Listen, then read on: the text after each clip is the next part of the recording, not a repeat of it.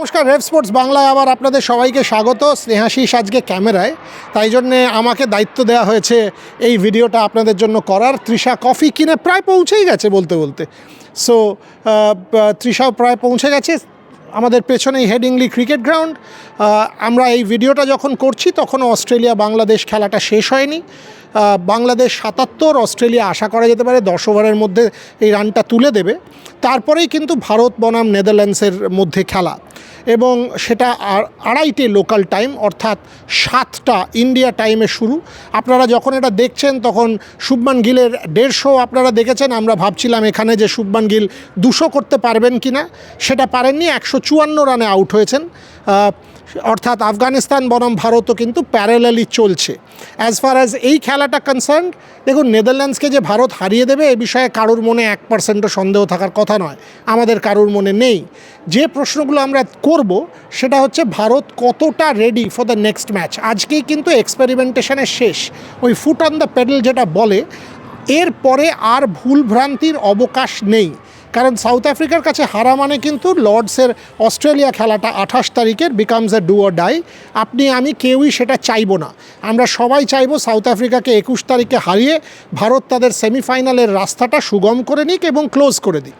সেইটা যদি করতে হয় তাহলে আজকে যাবতীয় এক্সপেরিমেন্টেশন করে টিমটা ফাইনালাইজ করে নেওয়া উচিত। তার দিকেই আমাদের সবাইকার নজর থাকবে যে ভারতীয় দলে কোনো পরিবর্তন হয় কি না।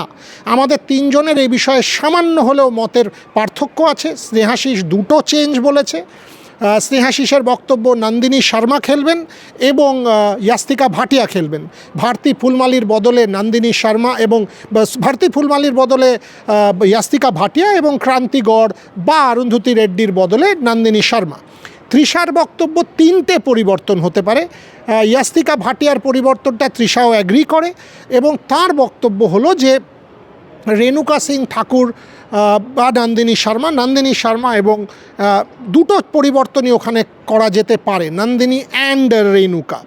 আমার বক্তব্য হয়তো দুটো পরিবর্তন। স্নেহাশিসের সাথে আমি নম্বরটা একমত। ইয়াস্তিকা ভাটিয়া খেলবেন ভারতী ফুলমালির বদলে, এবং রেণুকা সিং ঠাকুর খেলবেন আইদার অরুন্ধতী আর ক্রান্তি গৌড়ের বদলে, depending on Bharat south Africa ম্যাচে তাকে দেখছে না। অর্থাৎ টিমের পরিবর্তনেই আবহাওয়া আপনারা পেছনে দেখতেই পাচ্ছেন, বিউটিফুল ডে, কোনো বৃষ্টির সম্ভাবনা নেই। মাঠের মধ্যে যথেষ্ট আওয়াজ আসছে, অর্থাৎ স্পেকটেটার্স প্রায় ১০ থেকে ১২,০০০ আশা করা যেতে পারে।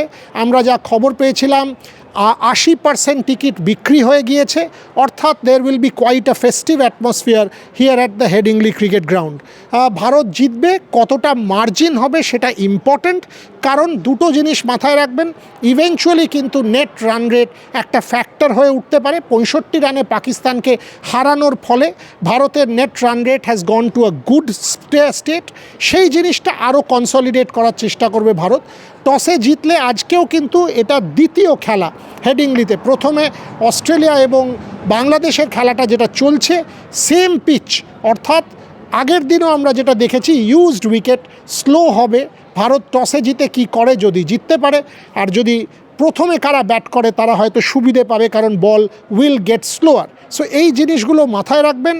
3টে ডিফারেন্ট জায়গায় 3টে ডিফারেন্ট খেলা। শ্রীলঙ্কাতে আফগানিস্তান, শ্রীলঙ্কা এবং ইন্ডিয়া, সেখানে আফগানিস্তান বনাম ভারতের খেলা হচ্ছে। এ দল বৈভব সূর্যবংশী ৩৮, প্রিয়াংশ আরিয়া ৫০, বিপ্রাজ নিগম বেশ কিছু রান করলেন। আফগানিস্তান বনাম ইন্ডিয়া যেটা ফুল টিম, সিনিয়র টিম, সেখানে কিন্তু শুভমান গিল ১৫৪ রানের একটা ইনিংস। আর এখানে মহিলা ওয়ার্ল্ড কাপে ইন্ডিয়া ভার্সেস নেদারল্যান্ডস আমরা সমস্ত আপডেট আপনাদের কাছে নিয়ে আসবো। সো ফুটবল বলুন, ক্রিকেট বলুন, এ টিম বলুন, সিনিয়র টিম বলুন, সমস্ত খবরের জন্য। এবং আজকে এটাতেও একটু চোখ রাখবেন, মনপ্রীত সিং ৪১৩ নম্বর ম্যাচ খেলতে চলেছেন ভারতীয় হকি দলের হয়ে। তার ইন্টারভিউ রেভ স্পোর্টসে পাবেন। তার এটা সর্বকালের যত প্লেয়ার ভারতের হয়ে খেলেছেন সর্বকালের রেকর্ড হতে চলেছে on the part of Manpreet Singh. So hockey, football, cricket, every sport on Rev sports. Keep watching.